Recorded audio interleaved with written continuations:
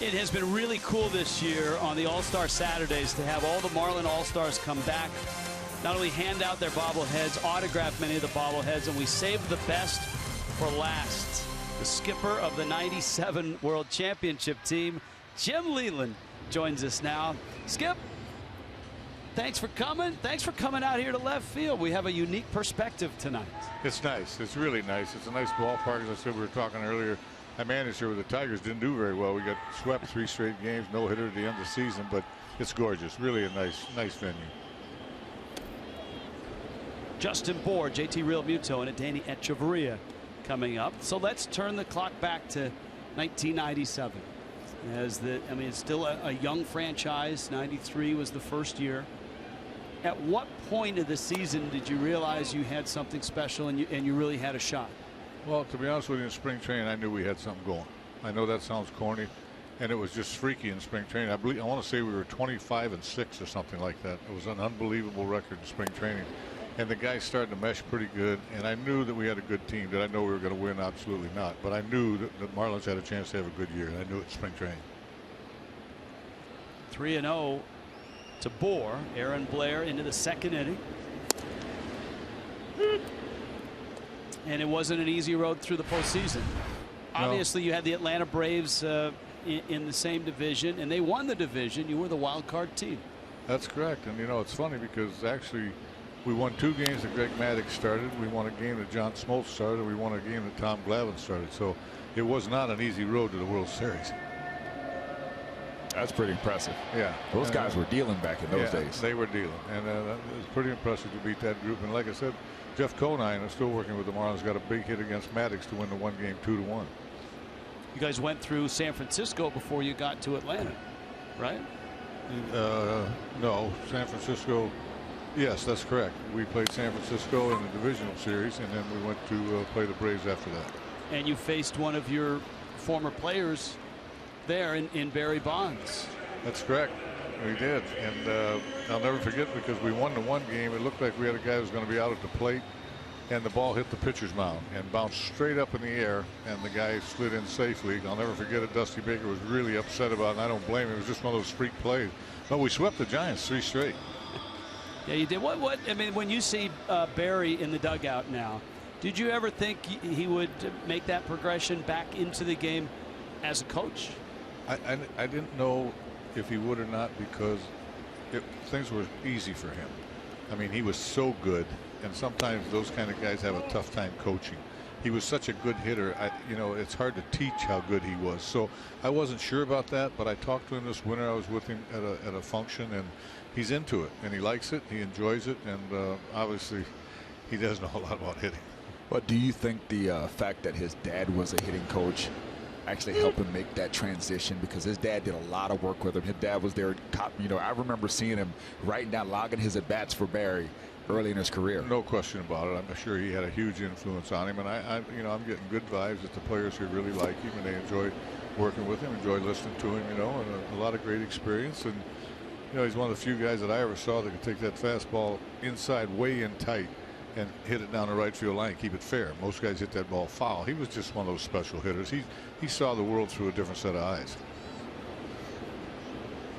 1 out, 1-2 coming. Realmuto bangs it to third, and Adonis Garcia goes across the diamond. All right, 1997. We've seen this so many times. Jeff Conine was talking about this even today on the pregame show. Edgar Renteria with Craig Counsell across the plate. What was the feeling for you? Because I know you'd come so close as the manager of the Pirates. To be honest with you, I really just barely looked up to see Edgar get the hit. I was panicking because we load the bases. We got Devon White up, and obviously the outfield is in. So I'm saying, oh my God, if we get a sacrifice fly here just long enough, we're the world champions. And all of a sudden he hit a ground ball to Tony Fernandez. They throw the ball, they get the force of the plate. So now I'm thinking, oh, you know, I'm short of players. I only got 1 player left. My pitching's short. And I'm kind of looking at my card to figure out, you know, what I'm going to do. I looked up, first pitch strike. I looked down back at my card. I'm starting to figure things out. I just glanced up and boom, base hit the center field. We were world champs. I was numb. I mean, I couldn't believe it happened. I think the entire baseball world was numb that a team that young in its existence could come that far in so short a time. You know, in fairness, Echeverria rips it into the gap, and that's going into the corner. Echeverria looking at second, thinking third, on his way, and in there. Oh, that's some seriously aggressive base running right there. 2 outs, taking that triple. He had a good read on it. He made it safely. But there's not many ballparks where you get a triple to the left center field gap. Yeah, this is a big place. Of course, that little corner, not as big as the triangle back in the old football stadium, but sometimes it has the same effect. Yeah. He's a good-looking player.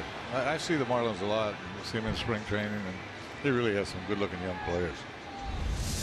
You know, the biggest challenge for the ball club this year was keeping the middle of the lineup and the middle of the rotation healthy and on the field. You know, I said all my career, a lot of times it's not the best pitching staff that wins. In a lot of cases, it's the healthiest. And if you can continue to run yours out there in every fun. The last year I was very fortunate in Detroit, either 12 or 13. We used 6 starting pitchers all year. Yeah, it was unbelievable, and we had a great year. You know, that's a big key. Wei-Yin Chen is 0 for life. He has never had a hit in the major leagues. Yeah. He's 0 for 41 this season. He came close once, Rich. And I figure if I keep mentioning that. He's going to be 0 for 42 here in a minute. Yeah, it's not looking good. I hope not, but faced him a lot in Pittsburgh, Kansas City, pitched very, very well against us. Echeverria at third, and Chen fouls it back to the screen. Jim Leyland is with us. Next half inning, we'll talk World Baseball Classic, which is in this ballpark, and he'll be managing Team USA. By the way, do you know that I was absolutely terrified of you when I first came to the big leagues? I hope not. I don't know why you would be. I think a lot of people thought that I was a grumpy old man, but I'm not. I love to have fun with the players. Oh, my God. Chen, left center, Inciarte and Kemp, and they do not collide, thus no hit. Kemp will make the catch. Jim Leyland returns. We'll talk World Baseball Classic, which is here at Marlins Park in March.